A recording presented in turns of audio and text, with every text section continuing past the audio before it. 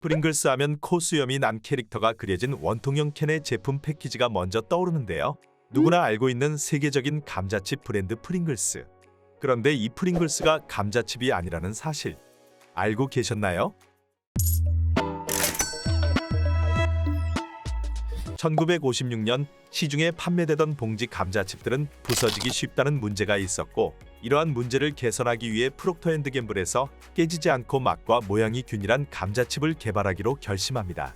프로젝트를 함께 하게 된 과학자 프레드릭 바우어는 어떻게 하면 감자칩을 부서지지 않게 만들 수 있을지 고민하던 중 우연한 계기로 낙엽 모양에서 영감을 받아 안장 모양의 감자칩을 개발하게 됩니다. 이 모양은 수학에서 쌍곡포물면이라 불리며 상대적으로 얇은 모양에도 장력과 압축을 견딜 수 있는 형태였습니다.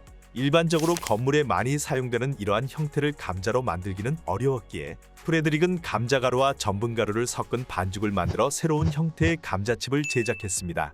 그리고 이 감자칩을 쌓아 올려 용기 내부의 공기를 빼내 질소로 충전한 뒤 밀봉하는 방식으로 과자를 오랫동안 신선하게 유지할 수 있는 기다란 캔 용기도 개발해냈죠. 하지만 이 완벽해 보이는 감자칩에도 문제점이 있었습니다. 바로 맛이 없다는 것이었죠. 시멘트 맛이 난다는 평가도 있었다고 합니다. 이후에도 더 나은 제품을 위해 수년간 노력했지만 결국 프로젝트는 중단되고 말았습니다. 프레드릭은 맛있는 감자칩을 만드는 것은 실패했지만 자신의 업적 중 프링글스 통을 만들어낸 것을 가장 자랑스러워했다고 하네요. 시간이 지나서도 자신의 유골을 프링글스 통에 담아 묻어달라는 유언을 남겨 실제로 2008년 프레드릭이 세상을 떠난 뒤 그의 유골은 프링글스 오리지널 맛 통에 일부 담겨 함께 묻혔다고 합니다. 1960년대에 들어 프록터앤드갬블은 다시 프링글스 프로젝트를 시작했고 12년 만에 맛있는 감자칩을 만드는 것을 성공하여 1968년 마침내 프링글스를 대중에게 선보입니다. 판매 초기에는 인기가 없어 사라질 위기에 처하기도 했지만 리뉴얼을 거쳐 1990년 후반까지 10억 달러 이상의 매출을 올리며 전 세계로 뻗어나가게 됩니다. 그런데 이렇게 판매량이 늘어나자 라이벌 회사들로부터 견제를 받기 시작하는데요. 프링글스는 감자 반죽으로 만들어졌기 때문에 진짜 감자칩이 아니라는 것이 그들의 주장이었습니다. 결국 법적 싸움으로 번지게 되었고 미국 식품의약국인 FDA에서 프링글스는 감자칩이 아니므로 칩스라는 단어를 사용할 수 없다는 판결을 내리게 됩니다. 결국 프록터앤드갬블은 프링글스의 최초 상표명이었던 뉴팽글드 포테이토 칩스가 아닌 포테이토 크리스프스로 제품 표기를 변경해야만 했습니다. 하지만 프링글스의 감자칩 논란은 여기서 끝나지 않았습니다.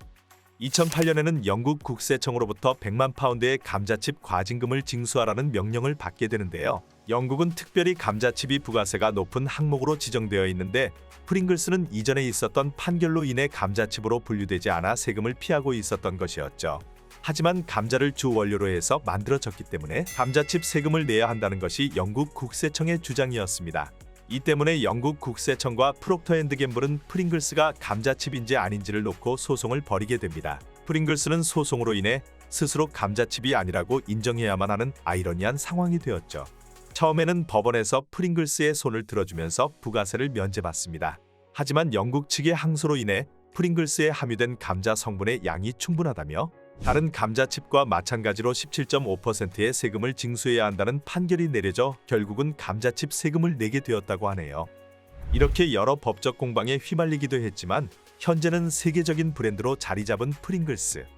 오늘 이야기를 통해 제품의 본질과 정체성에 대해 다시 한번 생각해 보게 된 것 같습니다. 여러분은 이 감자칩에 대해 어떻게 생각하시나요?